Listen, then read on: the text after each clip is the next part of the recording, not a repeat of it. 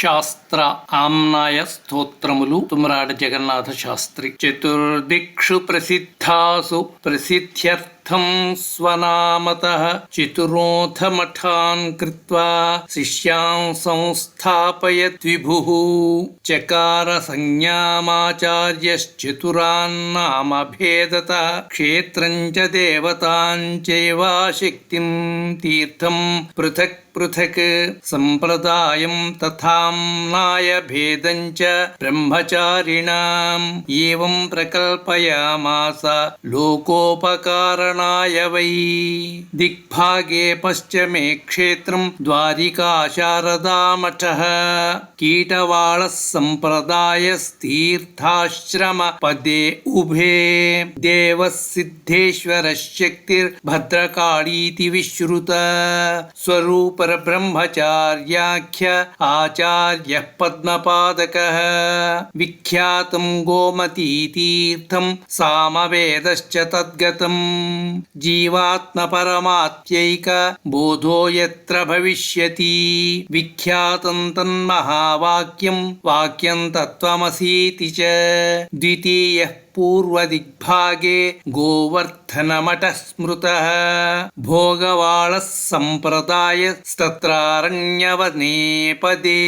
తస్మిన్ దేవో జగన్నాథః పురుషోత్తమ సంజ్ఞితః క్షేత్రం చ వృషలాదేవి సర్వలోకేషు విశ్రుత.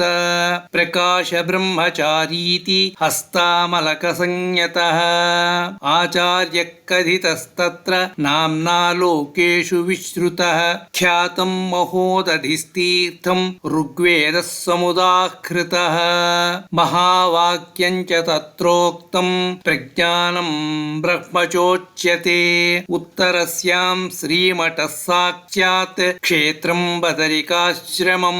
ఉత్తరస్యాం శ్రీమఠః స్యాత్ క్షేత్రం బదరికాశ్రమం. దేవో నారాయణో నామ శక్తి పూర్ణగిరీతి చ.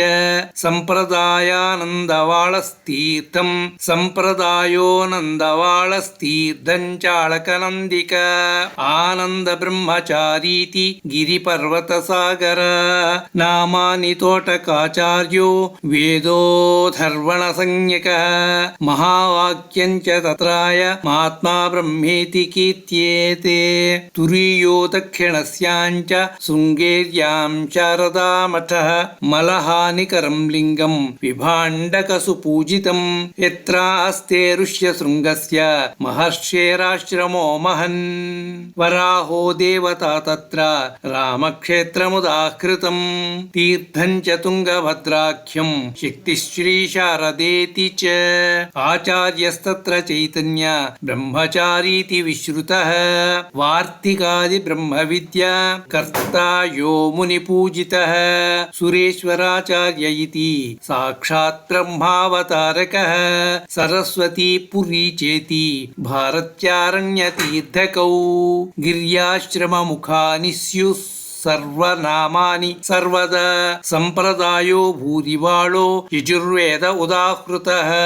అహం బ్రహ్మస్మీతి తత్ర మహావాక్యముదీరతం. చతుర్నాం దేవతాశక్తి క్షేత్రనామాన్యనుక్రమాత్. మహావాక్యాని వేదాంశ్చ సర్వముక్తం వ్యవస్థయా. ఇతి శ్రీమత్ పరమహంస పరివ్రాజక భూపతే. ఆమ్నాయ స్తోత్ర పఠనాది ఆమ్నాయ స్తోత్ర పఠనాదిహాముత్ర చ సద్గతిం ప్రాప్యాంతే మోక్షమాప్నోతి దేహాంతేనాత్ర సంశయః.